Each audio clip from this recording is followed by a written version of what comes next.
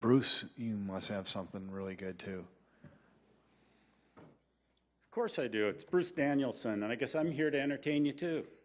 Good afternoon. Welcome to the City Council working session. Today is February 27th.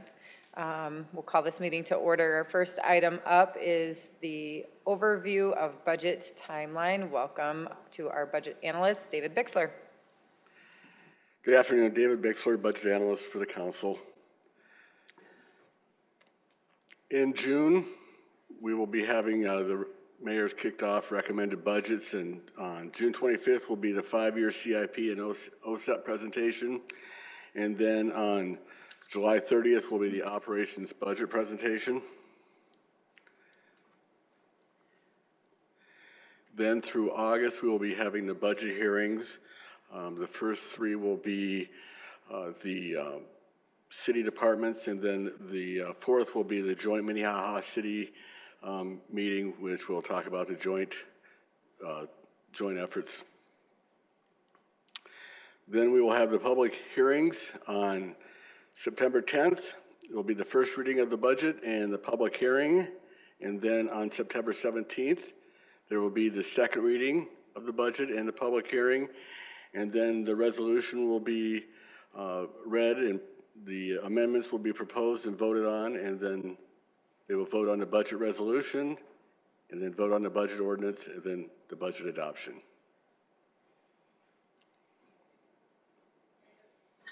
This is a working session, so it's a little more loosey-goosey, I'll say, laid back, so doesn't have to be so formal. Does anybody have any questions or anything for Bix? Okay, we'll move to the next item then. Obviously, you'll stick around. Council discussion and budget priorities. Anyone have anything they'd like to say? Can you turn your microphone on, please? Thank you. I've got a question, and I apologize if it throws you totally off guard, but it's either for TJ or Sean. The question is just, again, as I'm trying to wrap my arms around this process, do we need to develop a timeline, and what would be your suggestions for a timeline if we come up with things, how we would best present them to the administration so that the administration had an opportunity to fold the things that they saw fit to into their proposal? I mean, how would you guys kind of have any suggestions and thoughts on that? And again, I apologize for kind of catching you off guard on that, but I don't want to work, I want to work side by side with the administration, and in which case we might at some point want to figure out what our deadlines are as a council for what we're presenting to the mayor and his staff, and what we'd like to see come through.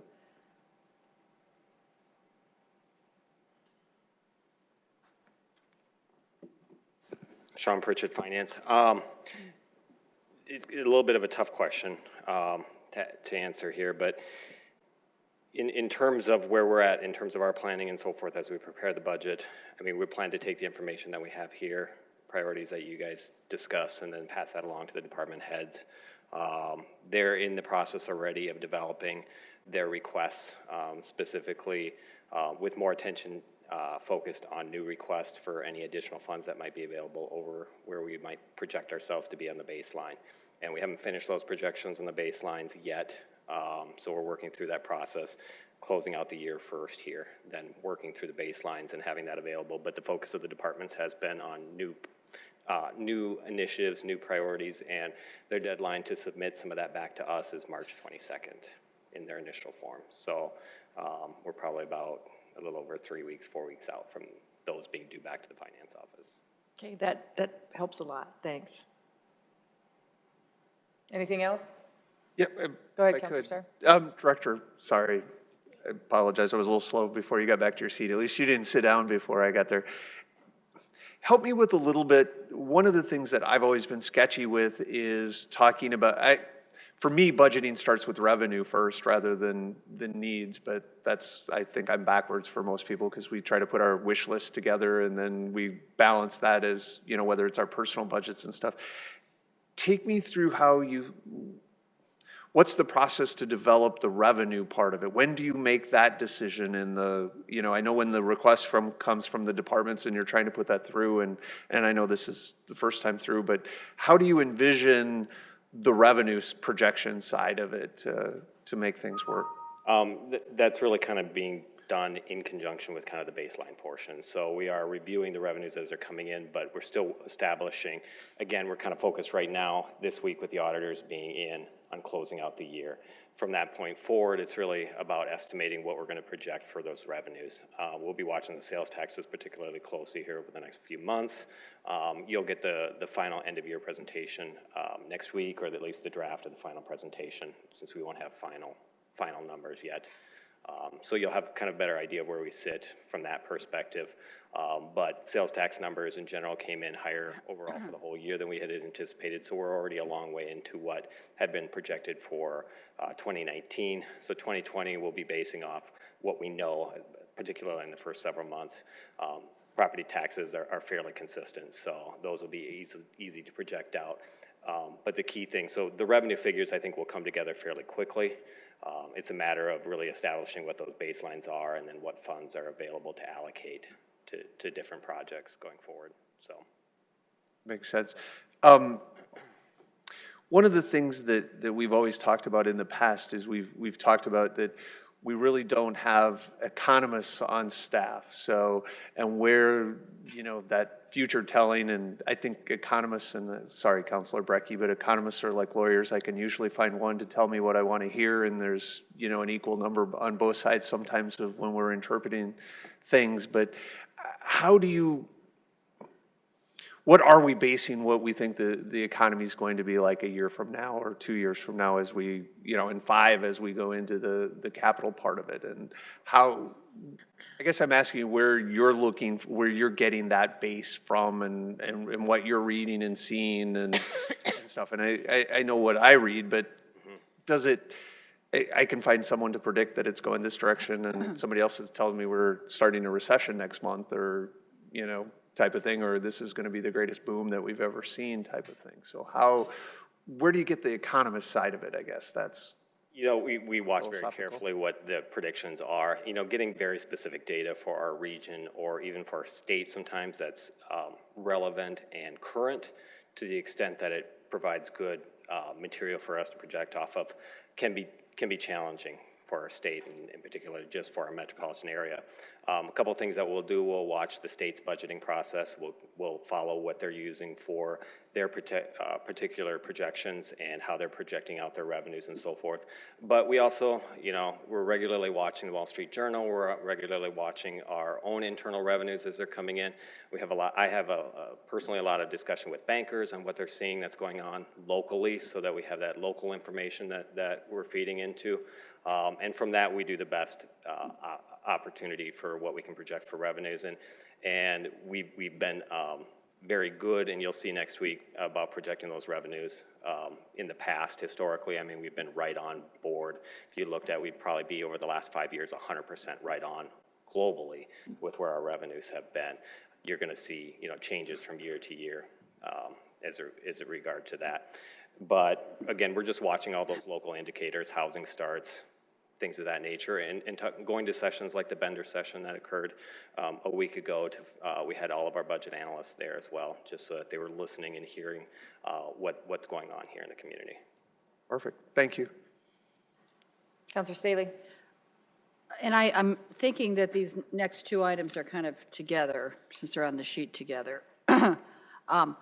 So, yes, you can stay there, Sean. What I had envisioned with this is that we can come together as a group and at this point early on, throw out ideas and come to a consensus as a council that these are things that are important to us to have funded in the budget.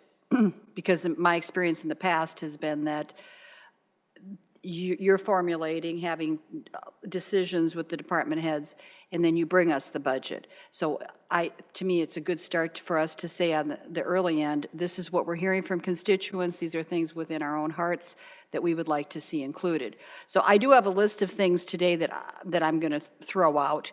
And I had thought, and I mentioned this to our budget analyst, that it'd be really neat if we all could come up with some things that are important to us and to our constituents, put that together, in a group and have us vote or rank the items that we think are important.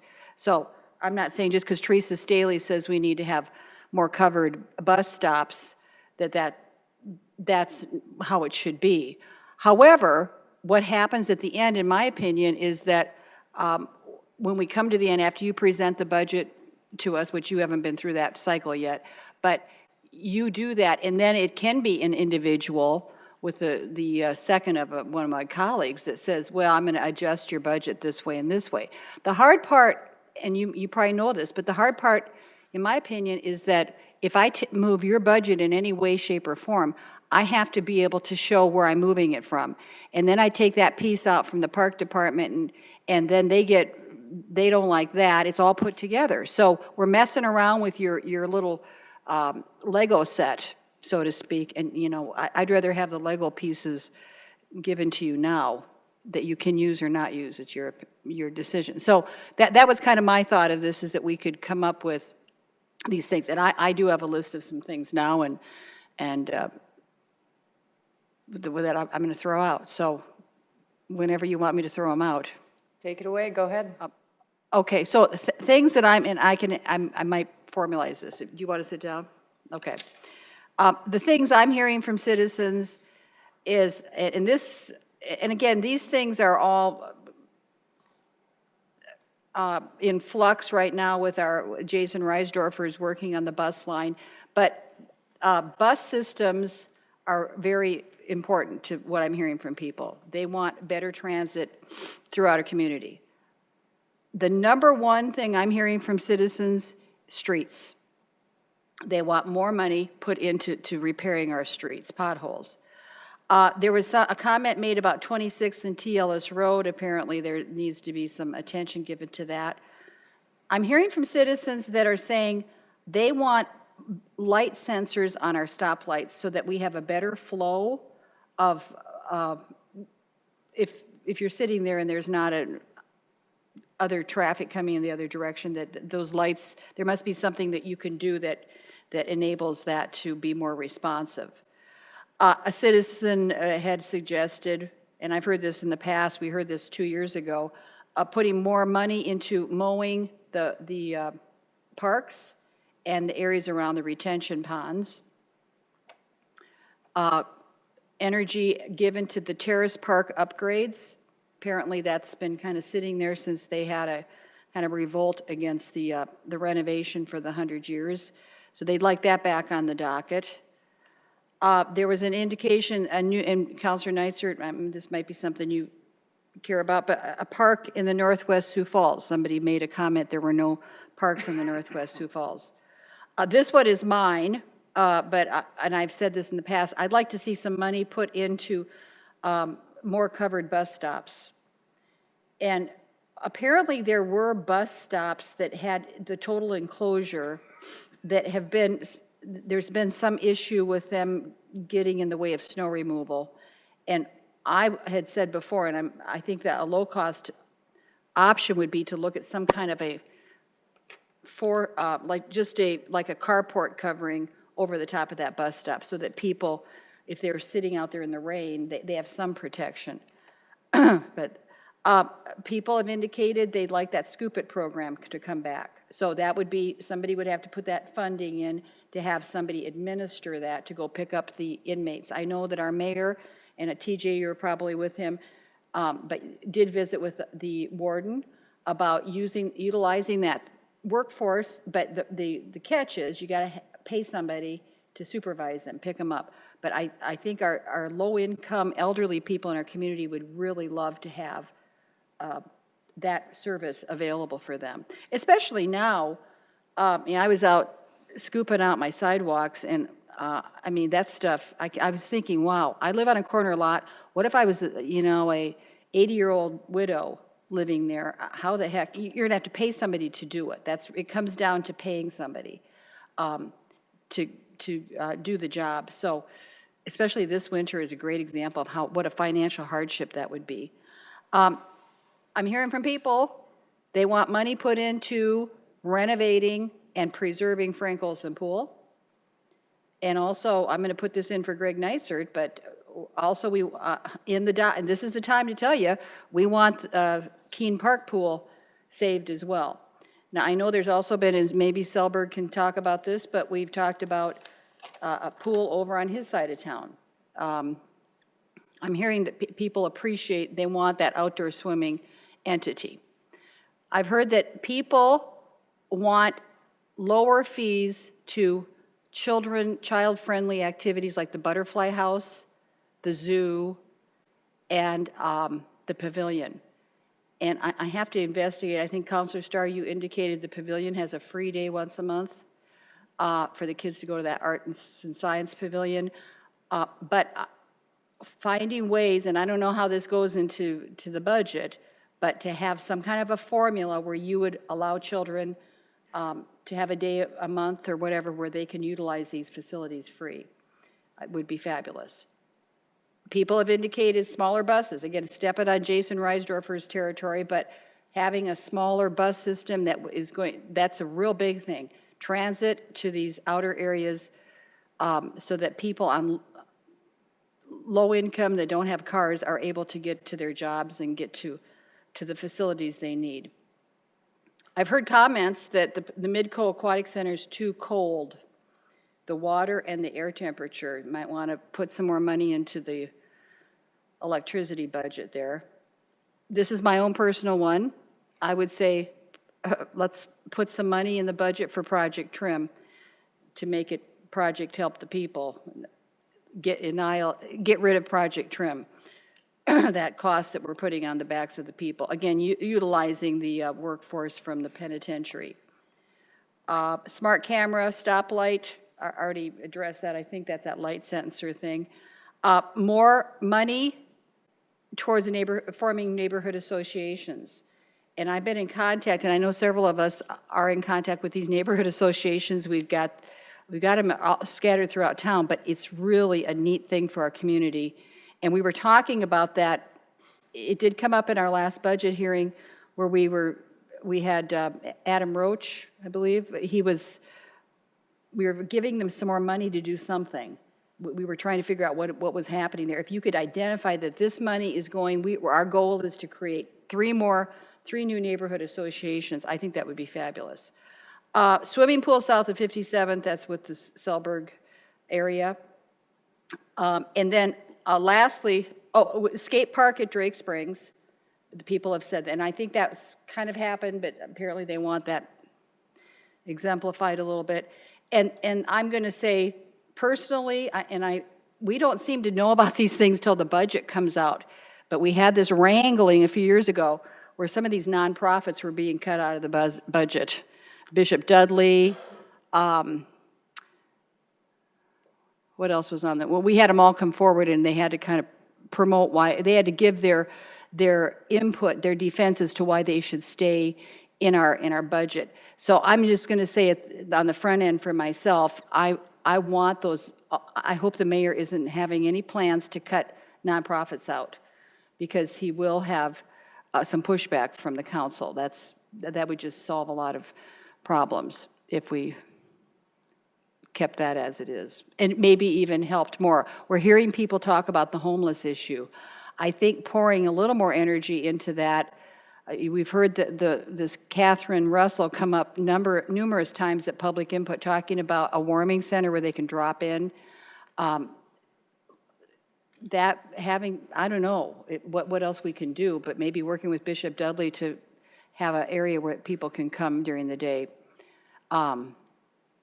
would be good. So those are just some things that I've heard people say. Any other council discussion? Any next steps? I'm glad that it's kind of proceeding this way because initially I thought maybe we were supposed to have numbers and all of that at this meeting, and I've got some items of interest, but like Teresa, I guess I see this as an opportunity to let the administration know, okay, here's the things I'm hearing about, here's the things I'm personally interested in trying to shepherd through, and so I'll just kind of go over my list as well. I don't have specific numbers, but these are areas of interest to me, so it's similar. The Glory House, I just want to, I'm I'm familiar with the fact that they lost, I think the councils too, they lost their federal contract, but I have been talking to them and they're not so concerned as I thought they would be. This will actually allow them to focus their energies more on local and state clients, so there's not like it's going to cause them a loss of clients, but, you know, and that still may be worked out with the federal government as well, but I'm really interested in the campus concept over there. I think that we are truly blessed that that particular organization is located where it's organized, where it is, and with the, you know, the getting rid of the Merck, there's that extra ground available. I'm hoping the city will hang on to that property and, you know, perhaps look to the future for a future expansion. The Glory House has really good track record for helping their clients, and they have a better success rate than Hazelden by 2%. Not a lot, but that's something. Part of it is because the clients they deal with have been incarcerated, so they're clean and dry, and they're at the most receptible place to treatment. And I know I've been talking to Erica about this since I got elected, and I think she kind of shares some of my interest in this area, but I just want to, kind of help them see where they might go to have the housing there, along with the treatment and the counseling and the therapy for not only the alcohol and addiction behaviors, but for the mental illness issues. There's just lots of potential there, and so I'd like to just see, a continued movement in that direction, and really, I think, try to work with them because they do such a valuable service, and because of it's all tied into this whole meth issue and opioid issue, this whole addiction issue. The other one's the State Theater. I know there's people working on that, and that there's more than just me that's interested in that. I know the administration is interested in seeing that get opened up and adding another venue to downtown Sioux Falls. So that is an item I would look favorably upon if we are see some budget for that. This is one I have talked to. The next one I have talked to Don Kearney about it. It's at Arrowhead Park.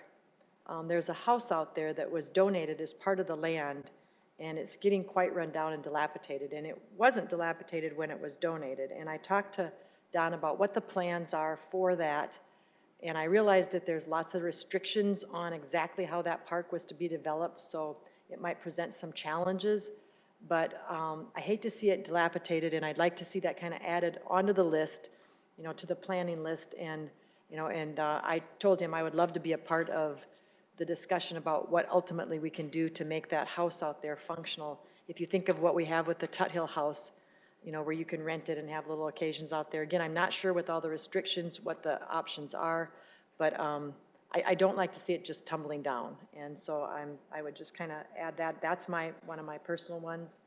The Multicultural Center, again, the history of that, when that organization was started, has been restricted, and since it was started, and its goals and mission have been restricted as well. And I would like to take a look at that organization, or if it has to be some other organization, to, I guess, broaden the city's involvement in its commitment to fluent English and its just general commitment to diversity, and get some funding put aside for some programming in these areas that pick up where LSF and STI necessarily have to leave off. And I'm talking about fluent English and some of these other movements towards citizenship, and I guess really welcoming diversity into our community. There were some goals there, and in 2 or 3 administrations later, we've dialed back, and I'd like to see us dial up and dial a little more forward and be more aggressive in those areas. The other one I would mention to Sean, I was at Bender's Market Report as well and thought it was fascinating. And I did pick up on, it's interesting that I had this written down long ago. It was actually during my campaign that I started to hear about the regulation and the red tape and how difficult it was to get things done because of all the permits. And, it's just, there was that came up in the campaign trail. And so I had it listed,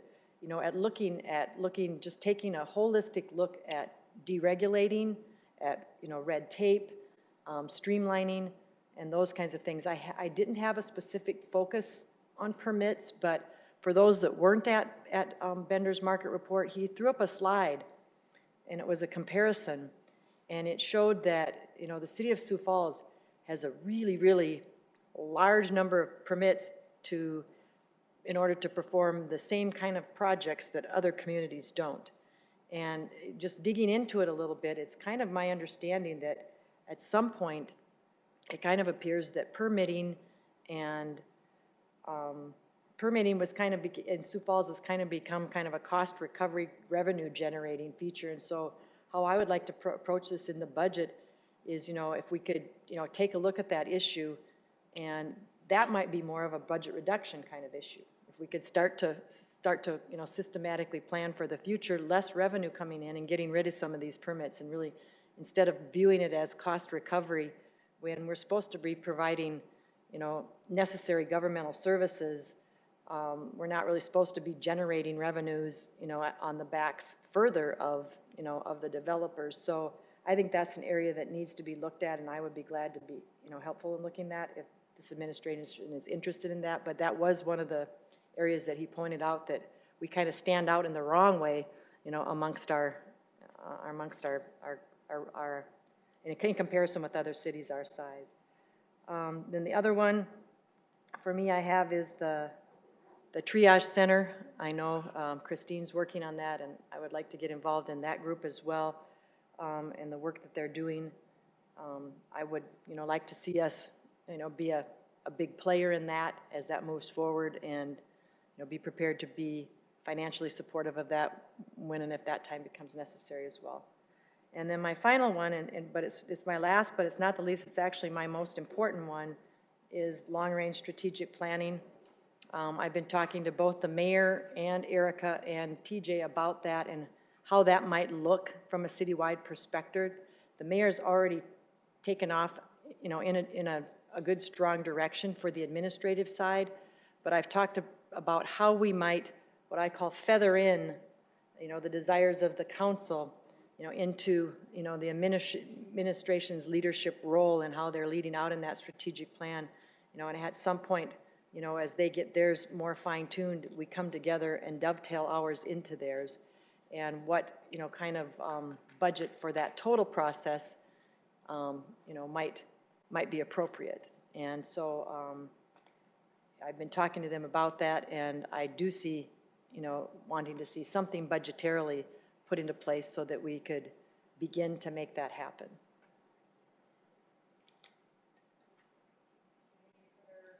Microphone works. Sorry. Any other comments, things? I do just want to remind the council that this is a working session and we do not take votes. And so I know that was brought up earlier, so I want to just make sure that's very clear that we don't vote on items in here because we can't. Same thing with informational meetings. Any other items anyone would like to discuss? Well, and I think what I was mentioning is not voting now. What I was hoping we've talked about some things, is put this out there, compile the list of things and anything else someone may have, and then let Dave Bixler put that out so we can rank what our priorities might be. So that it would, then everybody has a chance to weigh in. And maybe people would say, you know, we don't care, this isn't, when we're throwing ideas, this is brainstorming right now. So you may say, hey, I don't care about anything you said, and, you know, it doesn't matter. Somebody else might say, yes, three of us agree on that this is important. But that way we have a little more, they're listening to it, and I see them taking notes, that's good. So they may absorb some of these things anyway. But if we come up with some priorities that we all agree on, I think that would be really unifying for us, because we're talking about building consensus. That'd be a way, even if it's one thing we all say, yeah, that's a good thing. I just think that sends a strong message to the community that we're working together to be proactive about what we want to see in the budget. Gotcha. I don't have a lot to add. I'll just mention, I know I've met with TJ and Sean and the administration over the last several months, and I've expressed my desires of what's important to me. So I feel confident that you're fully aware of those priorities and things that we're working on already. So thank you for that. Anybody else have anything they'd like to discuss? I guess I'd ask, why wouldn't you share those with us? I've been working on them for a long time. I mean, it's triage, it's USD Discovery District, it's all of those things. And, you know, for me personally, my strategy, I would like to really work through things and really vet them out. And that may be sitting down and going, oh my gosh, that's a bonkers idea, and it's just not going to work. And so instead of just going forward, you know, my strategy is just a little bit different, and so I reserve that right for that. That I think that it's good to have the conversations, but for me, I just tend to do it a little differently. And you know, being on the council with you and Kurt are new, but we've talked for years over our strategies and stuff, and I certainly know where mostly everyone kind of lands for that, but I think that this is a good conversation. I think that it's helpful, and I encourage us all to continue doing that and talking to try, you know, it is easier. When I was in the legislature, I'll tell you what, it was very frustrating because there's 105 of us, and the budget is presented much like it is here, and it's like a deck of cards. I always said, is you take one piece of the deck of cards out, and it starts to crumble. And so if you can get your priorities, again, speaking from when I was in the legislature, and start working on those so early like we are today, it's helpful for the administration and those concepts that we have. Much of these are high-level concepts, and all things we share similar priorities. Many of the things you touched on, as well as Starr and Staley and others that have talked, are certainly priorities to, I would say, a vast majority of the Sioux Falls population of trying to do good things in this community. And so I think it's a good conversation to have and to continue to work them into the budget as much as we can, for as much as we can. But, you know, if I look at my list, I've got to find out what I'm going to cut because there's only so much piece of the pie. And so when Well, but we not started, if we introduce the concepts in before the budget's actually, while the budget's being developed. but there's still things, if you're going to add in $10 million of new money, I'm just using round numbers. If you're going to add in $10 million of new money, there's not an extra $10 million to go around. And so there are priorities and things that would have to be cut for that as well, just as you prioritize it. And I know Director Sean had talked about some of the new money and identifying the needs and desires of that anytime we add on new money versus one-time money. We've done one-time money every now and again through the city. So it's really just making sure that it makes sense to continue on. If you're going to add another FTE, can you add that? And I know no one's here saying, yeah, we want another FTE, but it's where is the funds going to come from? And so there still is a desire. If we were to add in every single thing that we talked about today, a lot of that is new money that another program would essentially suffer or be adjusted because of that. If we were to add in every single one of those programs. And I'm not saying we should or shouldn't, but we have to obviously balance the budget. When we first started, I'll say when I started, Councilor Kiley and I first started, the reserve was used as, we didn't cut anything. It was, we would make an amendment and we would find that additional money based on the projections would be over that 25%. And that quickly changed as revenue coming in was different, that we as a council didn't want to just spend, the desire wasn't just to spend our pot of money, so to speak, that 25% reserve. And when I say our, I don't mean the council, I mean the cities. And so the strategy then changed for the council that we would essentially find other ways to cut. And so for me, instead of saying, okay, we're going to put in, I'll use this example, the STI. We didn't identify the cut, but we came in and we said, you identify it because I don't know the budget the best. So do you want to take it from health? Do you want to take it from parks? Where do you want to take it for? But we as a council voted to support that. There were a few other priorities that were supported that had to be cut along the way as well. And so that was more done as a courtesy for you guys to identify what you wanted to see cut. But we used to just always spend reserves, and that was really the way it was, and that's changed because the revenue isn't coming in. It hasn't been coming in as fast some of the years. That's really long-winded, sorry.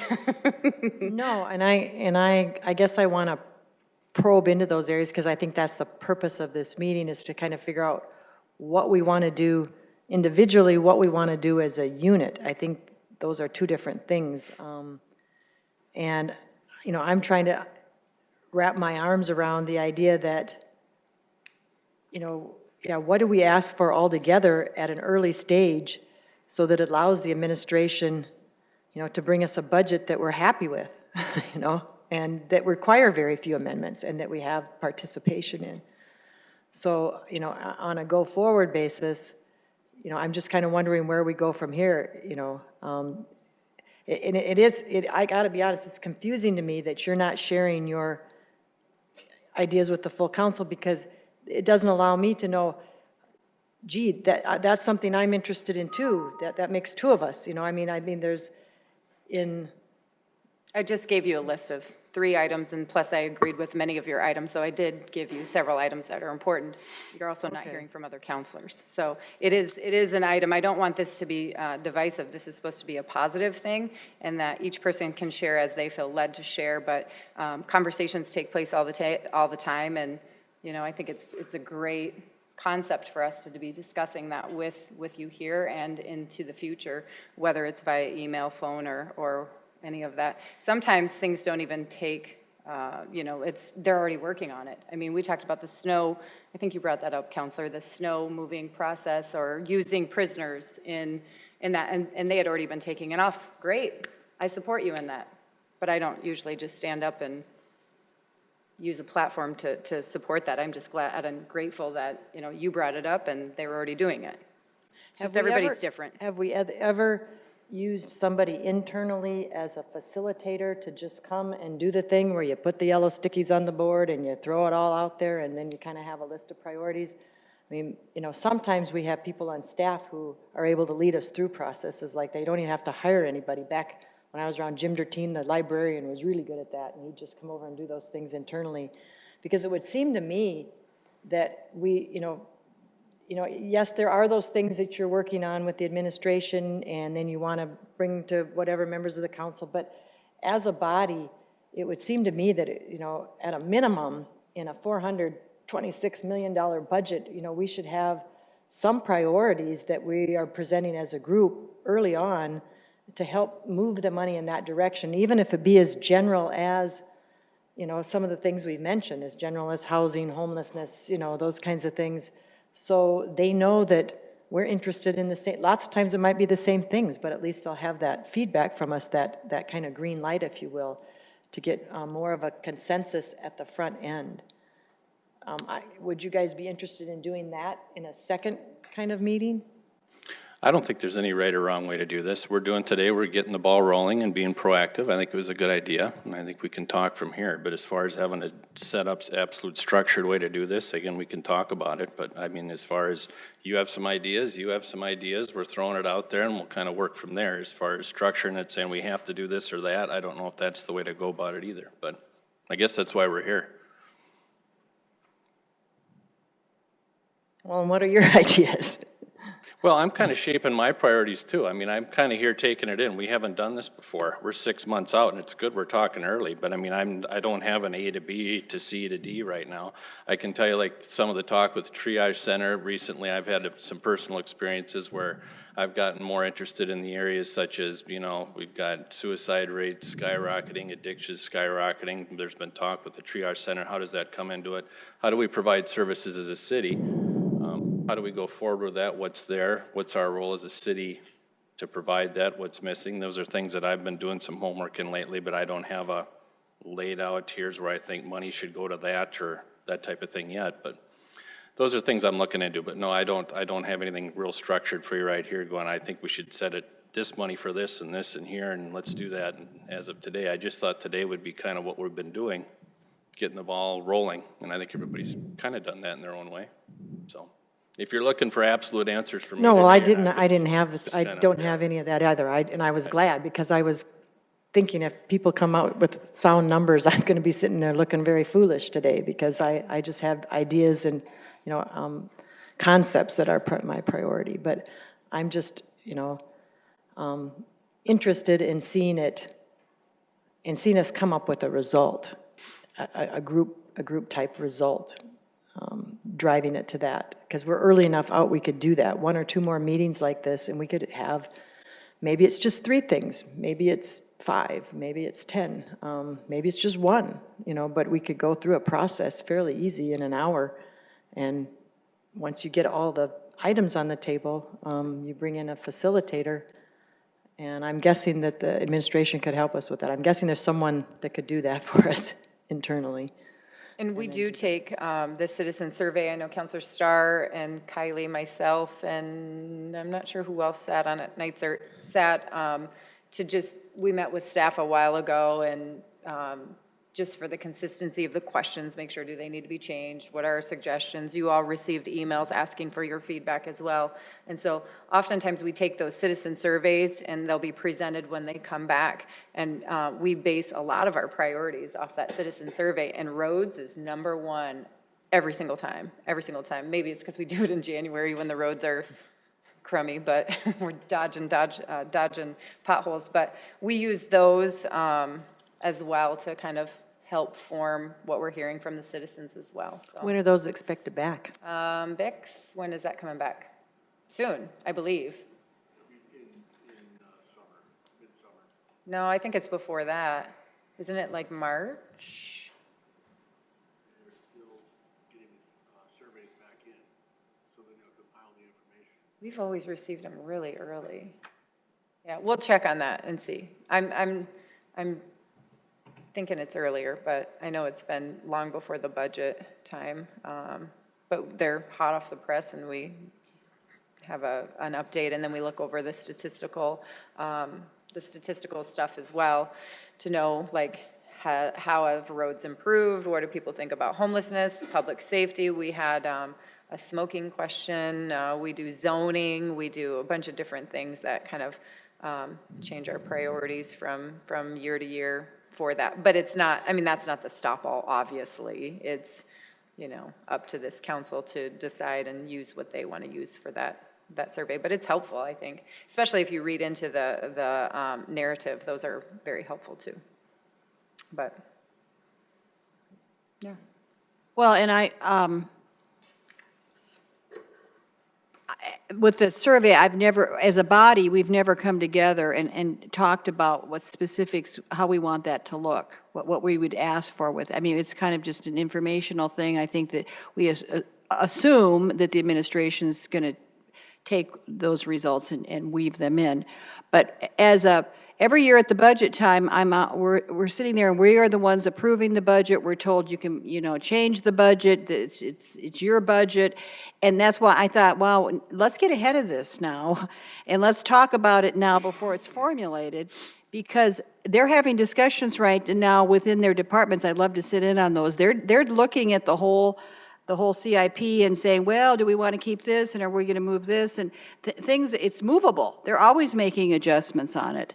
So for us to say this is an important priority for us, maybe they don't work that in this year, maybe they work it in next year, but to say we can't say anything and we don't get to have any priorities or input early on means that, we just give up, don't even try. I don't think anybody's saying that, though. I think it's good. I like that we're here, and I like that we share early. I think it's great. It's way easier to do it, and I don't mean easy, but it's more beneficial to do it now versus after it's already given to us. Well, exactly. Because everyone has, I don't want to speak for the administration, but essentially they have their budget, they like it, and it's better if we don't monkey with it, so to speak, but if we can make sure our priorities are in early on, it's way more beneficial. And so that we're not, I guess, for me, as an individual coming forth, I remember the first year I had some ideas of things I wanted to propose.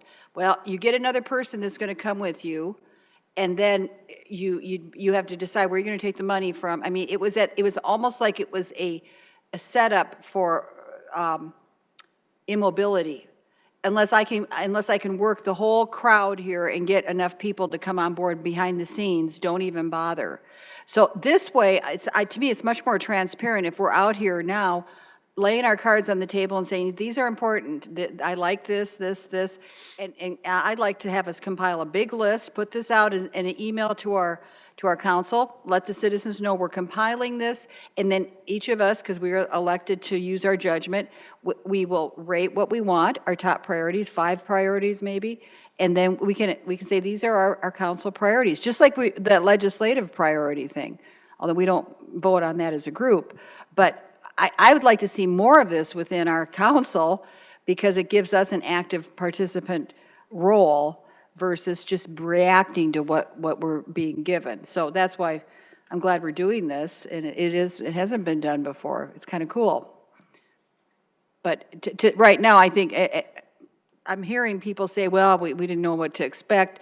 So I was kind of putting things together, and I have put this on Facebook several times and gotten lots of comments from people that are weighing in.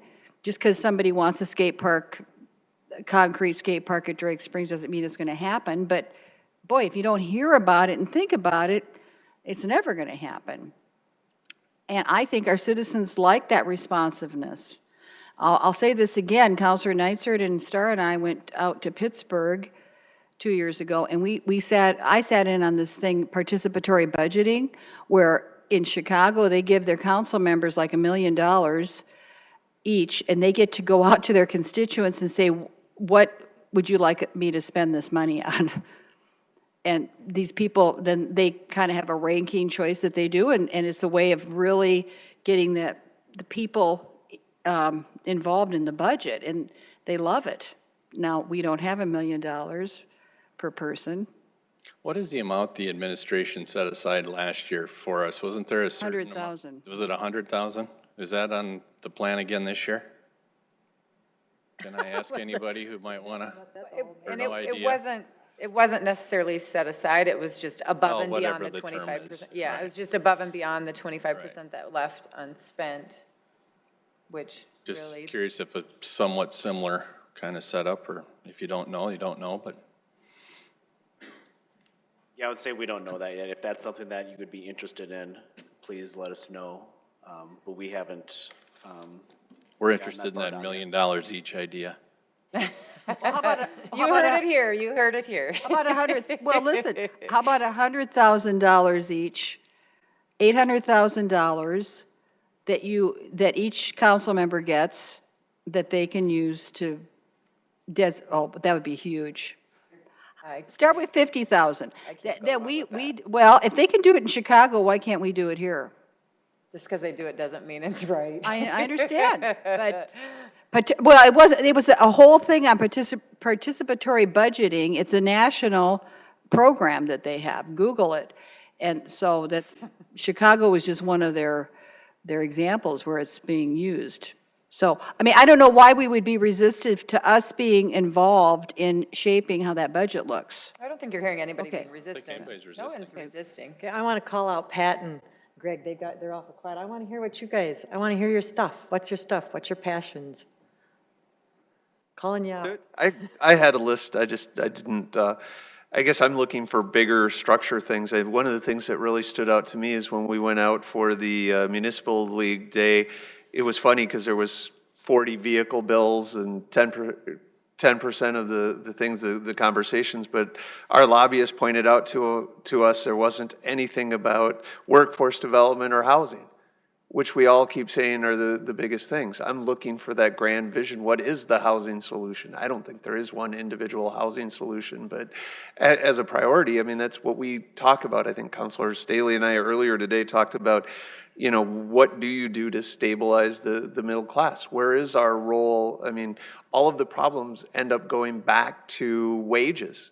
And, the Development Foundation had the great chart that showed that we have a lot of entry-level jobs in our community that under 15 to 25,000 a year in annual salary, and then we do really well in the six-figure plus category, but it's flat in that middle area for that middle class, which translates back to what we were talking about when we looked at the Lifescape issue. I just sat through a meeting at lunch today that was talking about a church that's talking about moving out of the core of the city because there aren't any people that live in that part of the core because of what the two hospitals and the two universities are expanding and have bought up all the land in that part of town. That's going to, I say devastate our community if we don't have neighborhoods in the core part of our city. So I'm looking more in the strategic plan money. What do we need to put aside to take us through with a professional facilitator to say, okay, you can't do individual programs until you have an overall strategy of what we're trying to accomplish.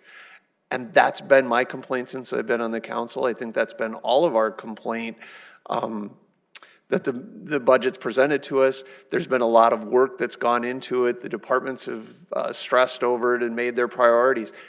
They don't have priorities from us. I like the 8 election certificates that sit around the dais. And where, in this form of government, that's our role to set that policy and to do that. From the time I started campaigning to the time I'm there, I don't care what happens in the next 5 years as much as I do that we've set the groundwork for the next 20 or the next 40.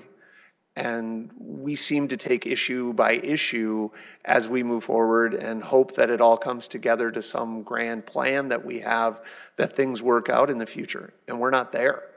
We're doing the daily operations type of things rather than that long range plan. So when I take my list of individual things that are important to me, the strategic planning part of it, if we don't take the time as a council to put that strategy and that long range vision in place, we can't be upset that the administration's not following it, because they don't know what it is. And it's their job to take our vision and our look to the future and put that in place in the day-to-day. And we've got to back off a little bit on the day-to-day planning and really head towards some of those long-range things. We've got to be talking about the workforce development. That's got to come from us.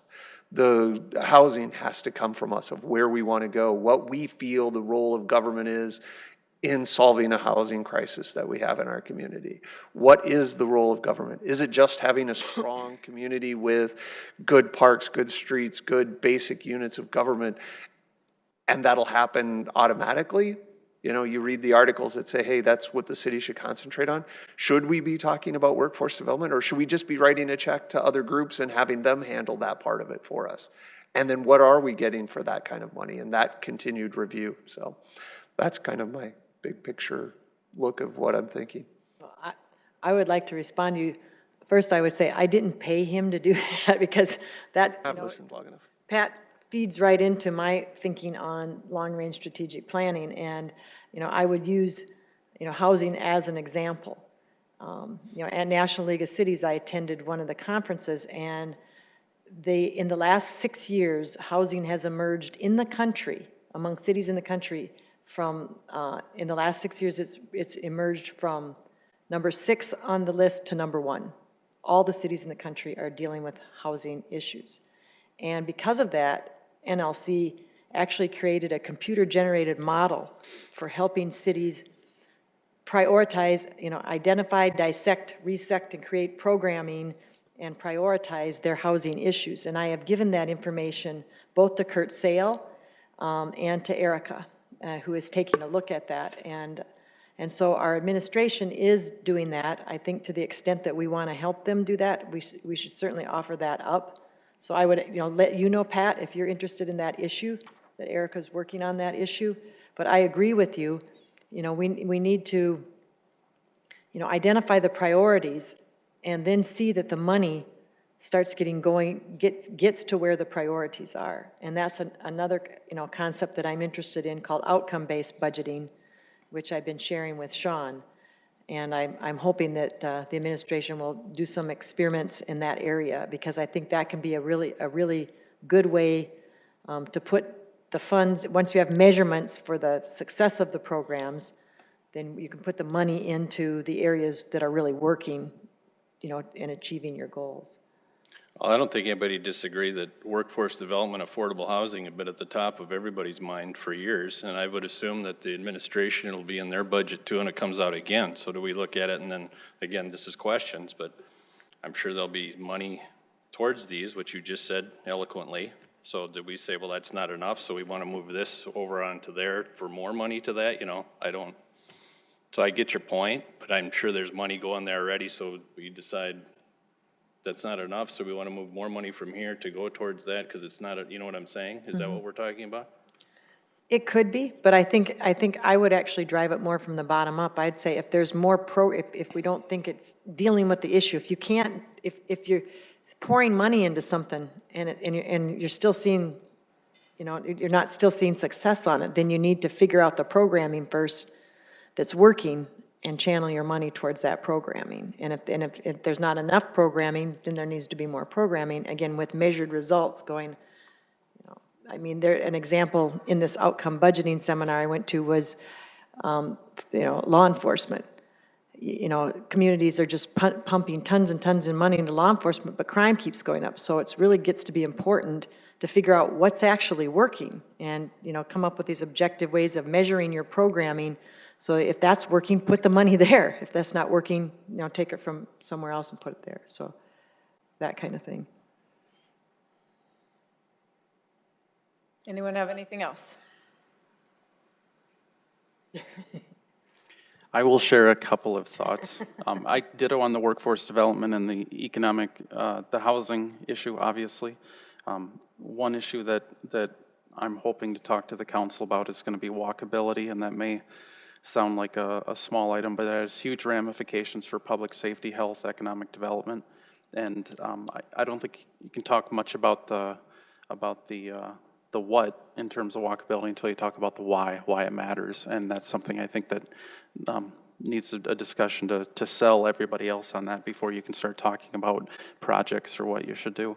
Some of the big items that I've thought about are frankly on hold, and it's because there's studies and things going on. Like, for example, the events complex. I've thought a lot about that, and it seems to me we either have to decide essentially that we're just going to admit that that's just, and I'll just say it, it's a terrible location for those venues, which the event center's great, that's fine, but it's a terrible location, should have been downtown. And we just live with it and stop putting, let's say, you know, more money into doing anything big, or we're gonna have to just accept the fact that if we wanna make that thing really different, we're gonna have to pour a ton of public investment in it. We're gonna have to make it very walkable. It's gonna have to be a complete mixed-use transformation, and there's gonna be probably have to be massive TIF or something else to get developers out there, and we have to decide which way that we want to go on that. But that's where this event center or complex study group comes in, and so we kind of waiting on that. Big things for me always are bike trails, parks, pools. All of that goes into this master plan, so I think that's kind of on hold. Transit is a huge issue we have to deal with, but then we have this transit task force, so we're kind of waiting on that. So I'd hate to be doing stuff around the margins about, okay, let's do these counters, or let's buy this $200,000 system, and then we decide we're gonna go in a completely different direction in 3 months. Obviously, the triage center and everything that goes into that.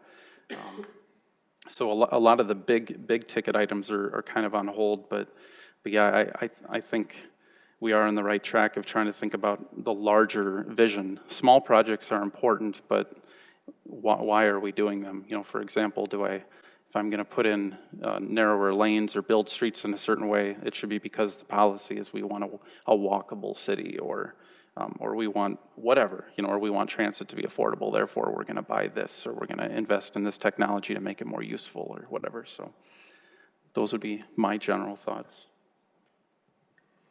I've got a question about the walkability thing. As that moves forward, does that ever look like tangibly, how does that play out?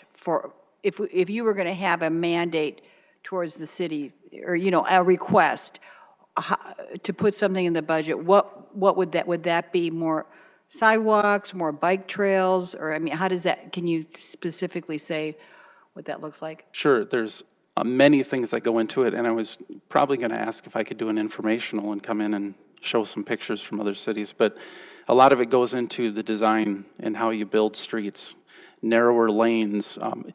One of the things that you'll learn as you study like traffic is that people drive the speed that they feel is comfortable, and so if you build a street with super wide lanes and people have lots of room to move, and then you put a 30-mile-an-hour speed limit on there, don't be surprised when they drive 50, but you narrow those lanes down. There's a lot of things you can do, you know, trees in the boulevard, narrower lanes, bump outs, pedestrian lead intervals, taking away no turn on red signs, lots of things you can do with traffic design and street design to make it very, very walkable. And then also trying to do more mixed use.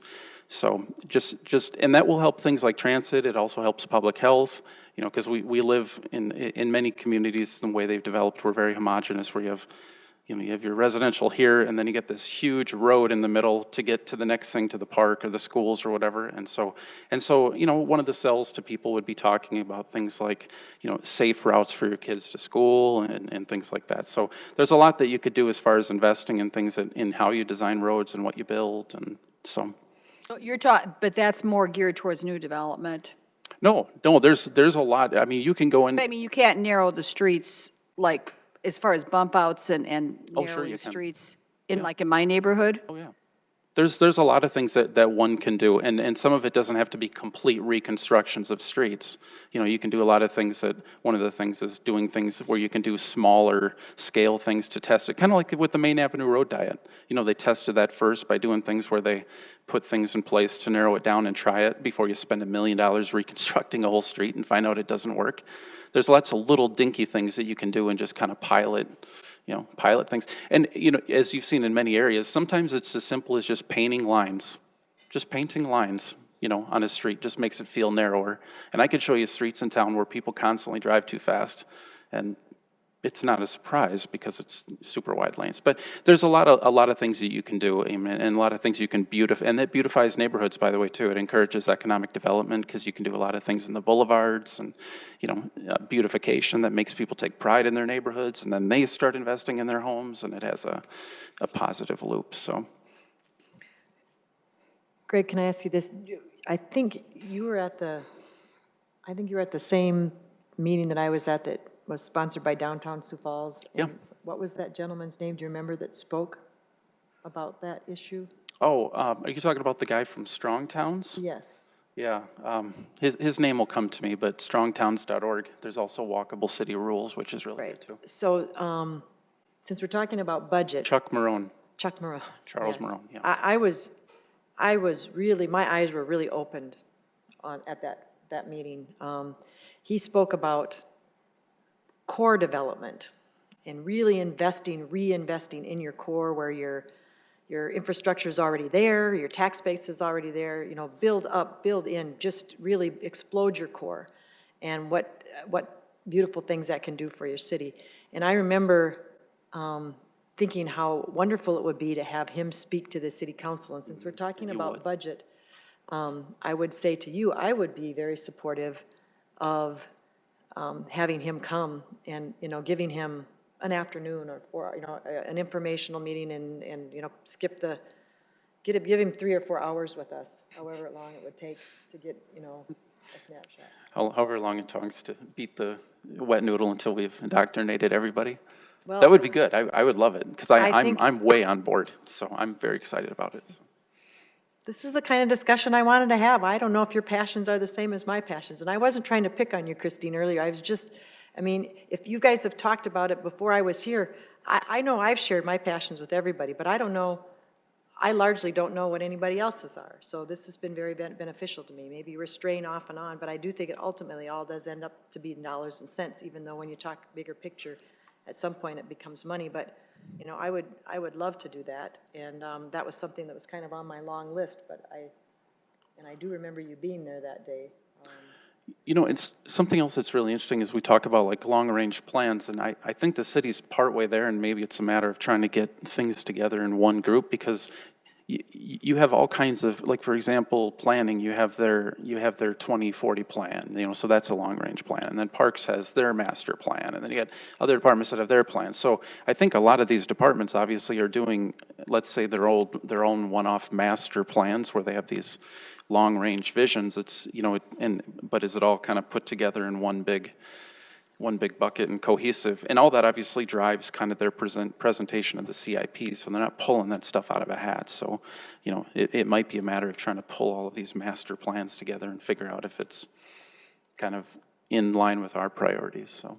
And I would tag team off of that And again, my pitch for long-range strategic planning, the research I had Dave do for me was, what kind of money are we spending on individual master plans and, throughout the city. And I do have that here. We do spend, and I'm not criticizing it. This is what we should be doing to make good decisions. I know that often can be a media issue about, too much consultants, too much planning, but it's far more expensive when you don't do those things and then make really, really expensive mistakes. But yeah, the city of Sioux Falls, over the years, spends a lot of money in master plans. I think the Parks master plan is going to cost about $202,000. And I think the largest one I saw was $800,000. And was that for the Premier Center? What one? Wastewater, the wastewater treatment, So, if you just kind of look like at a mini, and then there's one here for $20,000 and $50,000. If you do a mini max thing, you got $20,000 here, you got $8,000 here.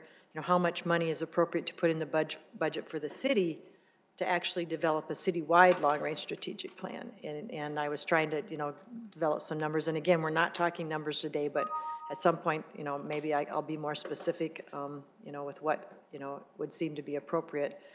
But, I would agree that I think that it's time for the city to weave all of those things into a citywide plan. And speaking of studies, we did a CSL report just a few years ago that talked about what to do with the arena, the convention center, and some of those. And it had some very interesting ideas of how you could remodel the arena. And I guess, I don't know if it has to be answered now, but one thing I've been curious as this task force has come together is, where does that CSL report come in? Is that just been put on the shelf, or are we just forgetting it? Or are they going to look at it and it might be one thing that they will consider? Because it did have some things about how you can, and I'm not saying I'm for or against, but that you could remodel the arena. I mean, there's that proposal possibly, or you could bulldoze it, but where does that fit in? We've paid for the study. Are we going to use it or put it on the shelf, as it were? I don't have any idea, frankly, where we're going with that. But that's a little off topic of this. But one thing that just came to my mind that I'd like to add to my list is to put some funding, and I'm not sure how this looks, but we found out about the property tax breaks that we were given to some of those businesses. Is that the property tax refund? Discretionary fund. It was the discretionary fund is what we had the presentation on, right? What? Discretionary formula. I don't think it was called that, though. I thought it was called refund. No, Property tax Dustin refund. did it. There is a property tax refund thing, I believe. Where through the we had state. those businesses that we didn't know about, that it was, I think Erica Beck gave it to us. Dustin did, yeah. Dustin was here, and it's the discretionary formula. That's what it's called. You track them, okay. So, and then they had different designated areas that fell into to be qualified for this. So I would like to, and we're having discussions about blighted homeowners. We're talking about what the Sanford zoning, what Vera owns, and I'd like to put some more money into maybe it's community development, helping people renovate their homes, take care of their homes. Or that program, because apparently that we were told that can be used for more homeowners usage. Because right now there's certain areas that were like the Pettigrew Heights area. I think they said that's a blighted area, and people said, "How about Norton Froelich area? Why can't they be included?" But to do something to help homeowners spruce things up, I think would be a good priority, in my opinion. Well, that was another thing that came up I wrote it down on my long list too, that when we were talking, as a strategic planning issue, the idea that you can use TIFs, that you could geographically define a neighborhood and as part of a neighborhood improvement district, through the use of TIFs, that might be able to help. And that was presented at something, and I remember, Erica mentioning an interest in that as well. So that's another way. And let me just say that having this discussion, for the public who may or may not be listening, but we never get to talk like this as a group. Not that we're missing a few members here, but every time we talk, it's really, unless it's a small group, we coming together to publicly discuss things, we don't get to do it unless we're talking about a specific issue, which unfortunately many times is kind of a hot button issue. So I think it's really good to be throwing things out, to have kind of a free-flowing discussion. And I would like to see us do more of these kind of working sessions where we are talking about these issues in a more casual way. It's been very good. All right. On a go-forward basis, what would be the interest in, again, I guess, asking if there's anyone, in city government who can just help lead us through lead us through a planning session, a prioritization session? We've got 2 staff, and so with David Bixler and Jim David, I think they're very competent to doing that. Bix is our financial analyst, that if there's people that you need to partner with, unless you're thinking something differently, but when we have our designated staff, I think that's probably the most appropriate place to use our staff versus spending additional funds. And if they have these skill sets, that's fine, but I'm kind of looking for, I don't know if you guys, Candy Hansen used to, actually run a business where she, would help people work through, developing mission statements and working through, strategic planning. I'm looking for a specific skill set. If they feel like they have those, that's fine, but I'm not looking for just someone that's going to take notes and do anything. Our I'm staff looking does so to kind much of more lead than us take through a notes. process. Yeah, I would say that Are you guys comfortable with that? Once you get to know Jim and David, you'll realize that their skill set is far more than taking notes and scheduling. They have impressive resume for both of them, whether it's financial and or legislative. Well, if I said anything that indicated otherwise, I'm not, but, and I must be fumbling around with how I'm suggesting this, but I would, and maybe there's, actually firms in town that actually do this, but, again, if they feel comfortable doing that, and I am not apparently doing a good enough job of explaining the kind of planning process I'm talking about, and not just anyone can do that. And, you work with a group dynamic in order to, to get them to come up with a set of priorities. There's all different, specialized techniques for doing it and how to make that happen. I don't think we need, like I said, I'm not looking for, anything really expensive, but, if they're comfortable and they have those skill sets, that's fine. But I don't want to put them on the spot and, if they're not comfortable doing that either. I think that's something we can certainly discuss, and I'm not the stop all, I'm not the boss lady by any means to make that decision. So I think that that's something that we can discuss amongst ourselves, and if it's something our staff can't do, we can look for additional help. For me personally, I'll say I'm not interested in spending a bunch of money to do it, and I know you're not suggesting that either by a dollar amount, but I just want to be very careful and very prudent with our dollars, that any additional money we spend on that we can prioritize amongst ourselves. I'm cautious for that. Go ahead, Bix. I would suggest that I take this list and consolidate it down and put it into the different areas within the city and the budgets that it impacts, and then move from there and have a discussion from that point. Well, and if I could ask, well, so, because my visualization for this was that we all can give input, and I know some people aren't here, and maybe people want to think, if there's just a brainstorming of just a wish list, throw out things that are important, and small or large. If you don't ask and you don't say, you're never going to get. I mean, it doesn't hurt to ask.